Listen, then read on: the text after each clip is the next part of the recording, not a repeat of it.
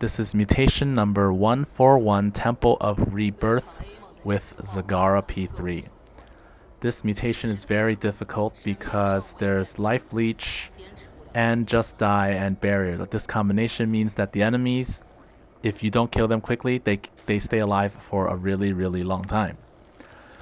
Zagara is known for having a lot of trouble in long sustained battles. So this one was really difficult. I struggled a lot with this mutation earlier because I've basically been playing only pattern A, where there are extra drop pods.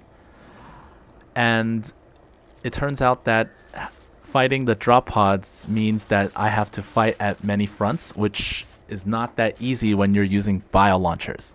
It's because you have to keep retargeting things. So I decided to try fighting against pattern B. And I remember now pattern B has the hybrid nemesis, which suck compared to the hybrid reavers. So that made it a lot easier.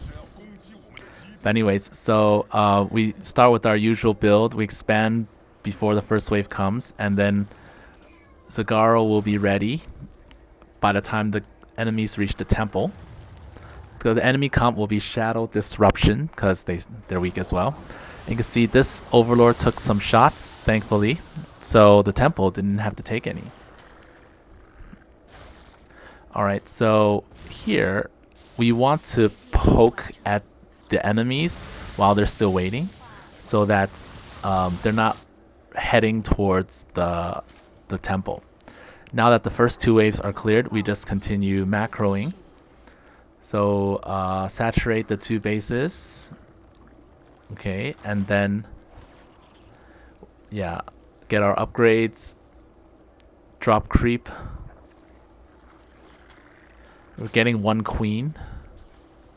I don't think I needed the queen, but yeah, my plan was to spread creep to the top left Thrasher and use like static D there or something, but that didn't work out. Anyways, 6-minute wave is here. We use the Baneling Barrage on the ground units, and the Hunter Killers will focus down the air unit. Alright, then we get more hatcheries, and we spread creep. And now that both bases are saturated, I rally all my new drones to a new location in the center so that I can pick them up and build bio launchers. So we continue attacking them. I don't want to use my frenzy until the Thrasher's here, so we can take them out. I have max mastery 30 points in the frenzy, additional frenzy, because I don't plan on using Zerglings. Zerglings just kind of feed them HP, so we're gonna use our minerals on static D. This wave is the next 9-minute wave is coming from the bottom right, so we're just gonna weaken them with Baneling Barrages. The main thing for bio launchers is that we want to stall the enemies on the spots where the bio launchers will land. And also, because we're facing lots of nemesis, we're building lots of spore crawlers around the temple. That's because nemesis tend to fly past everything and just ignore stuff. So we want something to shoot at them. Okay.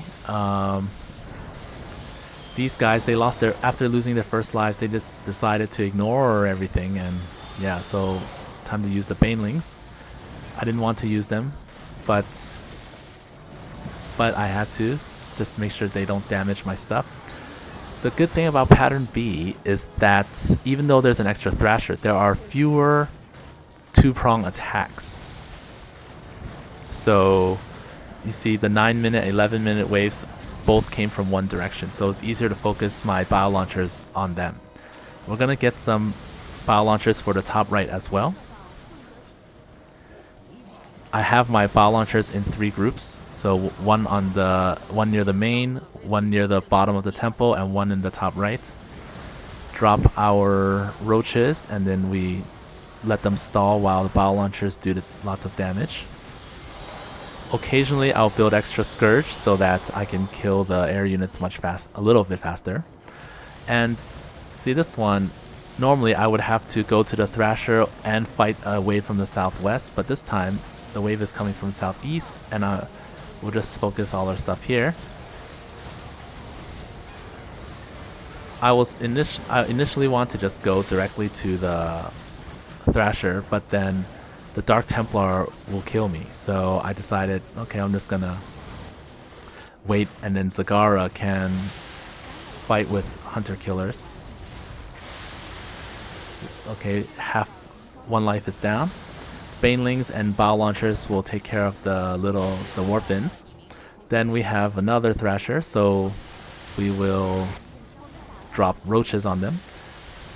If it was pattern A, I would drop roaches when the enemies come from the top right, the warp prisms. Anyways, I have lots of minerals, so making static D. And then I have a few corruptors, so I can use corruption on the Thrasher so it dies a little more quickly. Alright, again, we stall the enemies on a spot so that they will get hit by Bow Launchers. And do the same thing, repeat. Use corruption occasionally.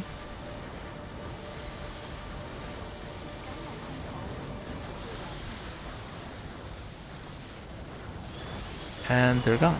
So ideally, at 18 minutes, I want both waves to come from the southwest so that I don't have to fight a two-pronged attack. But this time, unfortunately, I didn't get that. So I have to fight a two-pronged attack. Here, drop roaches, shoot them, and then here the tuna, they just ignore everything. So I'm gonna focus them down. Then the wave comes, so the Bow Launchers from the top and the bottom temple have to focus on these guys. I don't want to lose my stuff. Okay, most of the guys are dead. Now there's a wave from the top right. Kill these guys. Use the Bow Launchers. We have an extra Thrasher, but this is kind of like we can deal with the top right first and then deal with the bottom left. So it's like kind of a two-pronged attack, but not so deadly. And then I can use one of my roach drop, my call down, to just stall a little bit while my Bow Launchers do some work. In a previous one, the Dark Templar from that wave killed all my Bow Launchers, so I had a difficulty at the end.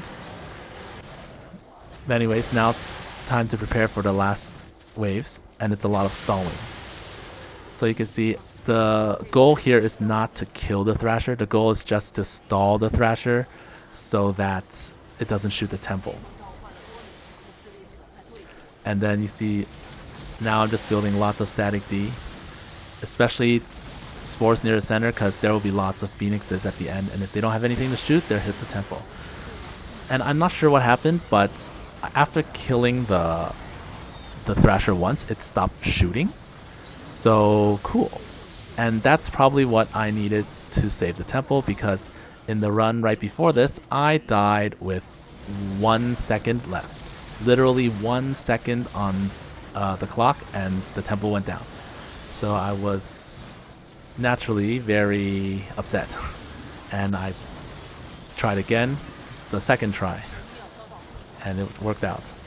So here, we're down to the last minute 15, and we're just gonna focus down groups of enemies, and we spend our minerals on lings, whatever, just stall. I'm also building Scourge so that they can hit like the phoenixes that are nearby, I'm pulling all my overlords to the center so that they're hitting phoenixes hit my overlords instead of the temple. And I made it.